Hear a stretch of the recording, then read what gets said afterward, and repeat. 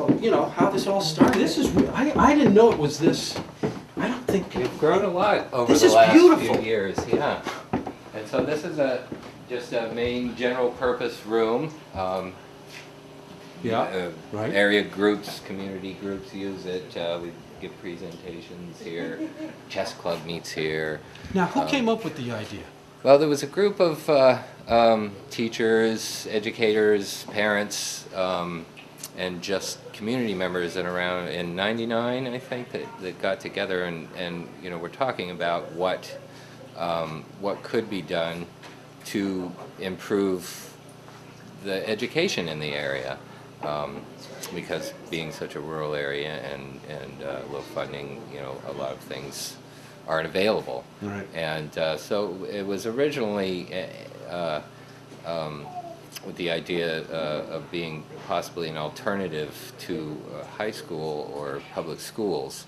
And it kind of evolved into more of a supplemental, you know, instead of... Yeah, I moved here from California and worked with animals before I came here, and when I came here I couldn't find work with animals, so I got a job as a potter's apprentice. And I met Alan, the executive director, who was just one of the group at the time at the Grand Lake Extreme Folk Art Festival, where I sold my pots. And he performed, he was in the Black Sox string band. And he said, "You really ought to get involved with us, you know, you could teach pottery." And I, oh no, I couldn't teach. And so in 2001, I taught a week-long class running at the same time as this timber frame class in pottery, and I've been doing it ever since, and volunteering, you know, here and there. And then in 2004, started working part-time, working on the website, and so in here we have a public access computer lab with high-speed internet. And we have 8 computers available, and now how does that work? Can anybody just can just come in, and you know, we ask that you give whatever you can to help, because it does cost money. Sure. To keep it up and running, and people, you know, sometimes people will just pull up into the parking lot with their laptops to check their email in the middle of the night, or you know, they'll come in here and work and use the printer and use the internet. That's good. And and we have classes that we hold you in do? here Yeah. too. Yeah. And What kind of classes might you have? like classes in Microsoft Office programs and general basic computer use for rank beginners. And here we have some baby Atlantic salmon. They're from the Denny's River, and for the last 3 years we've got, as part of a homeschooling program, we have a group of homeschoolers that use the space and the resources here. And one of their programs the last 3 winters has been to raise salmon eggs and then release them into the Denny's River in the spring. And so that's what these guys are doing, hanging out, getting ready. They'll be released next month into the Denny's River, and these are, you know, specific to the Denny's River. How did you get them? We get them from the Inland hatchery? Fisheries. Yeah. Inland Fisheries hatchery, and where is it? I want to say Rumford, but it's not. It's How are we closer to doing? Do Old we know Town. how the Denny's River repopulation's going? Is that? I'm People really catching not salmon? sure. Yeah, I think they are. I mean, there's There's a very few of them, limited huh? fishing, you know, catch and release that's Right. available, and it, you know, it's out of all these, we've got about 100 eggs, you know, and probably if 2 or 3 of them make it to adulthood, we'd be doing good.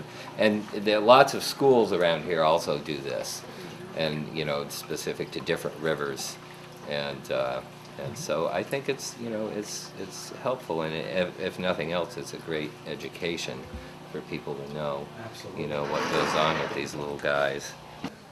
We're here for a Pathfinder planning meeting and an Audubon board meeting, so, Oh yeah, yeah, today. today. Well, good for you. And they're right out there, I think it goes to everyone that's coming in. Tom Finley and Alan Rudolph, my husband. Right. Okay. So. Yeah. So. And the Audubon and Pathfinders is one of the community groups that use the space regularly. They have their meetings here. They give presentations, and Oh, awesome. so it's still in the organizing stage. So it's This is a clock reel, which goes around and measures the length of the yarn that's being wound on it, or the warp thread. That's Oh, what yeah. this is for. It ticks each time it goes around. It's an interesting textile item. And since Did you do this? Do you have any experience with something like that? No, my textile experience is in conservation. Oh. And, but I had to take textile history and textile techniques, so I'm supposed to know Hello, Kevin. about How are all of you? this stuff. So what's happening with the Audubon? Well, What are there's we our- talking about today? Tom, It was a Tom, fantastic lecture. you're on Great. video with. It's okay, Tom. There you By all go. means. How are we doing? What's happening today? What are we What talking we about? are talking about today is we have actually 3 meetings. We have a meeting of the Fundy Audubon Board, and then it's going to be followed by an emergency meeting of something called the Pathfinders Walking Group. Yep. And then we're going to have a meeting, which is essentially the final organization meeting for the so-called Down East Bird Fest. And so that's the 3 things we're doing today. Are we expecting great things this season, birding-wise? This should be a great birding festival. Yeah. Every year it gets better. I think we're going to have a lot of people there. Although I'm only on the planning committee, I'm not the head of it. I'm not sure who is the head of it. I think Mike McCabe. Mike McCabe is right. And, And I am really not the head of the local chapter of the Audubon, but I'm the board president, whatever that means. Now, what should we, here it is middle of April, what's coming? Is anything out there right now that we should be looking Oh. for? I saw Well- a kestrel in our ornamental plum tree yesterday. A little kestrel with Yeah, stripes on yeah, its yeah. eyes, yes. I saw Little 2 loons this morning on Gardner Lake. Really? 2 loons, and that was amazing because I've never seen them this early before. Is that a good sign?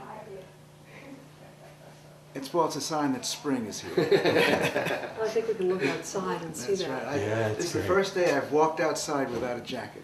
And Since there's the bird November. Feels feeder good. here that Audubon gave to the CCLC. No, that one's in the front. Oh, it This is? one- we got them everywhere now. We're lousy with birds now. That's wonderful. We've really been enjoying it. If you're lucky, So we you'll have have some it. Orioles. All right, to attract Baltimore Orioles, if you just cut an orange in 2 and stick it on a sharp twig on a tree that will hold the orange, the Orioles see that orange color.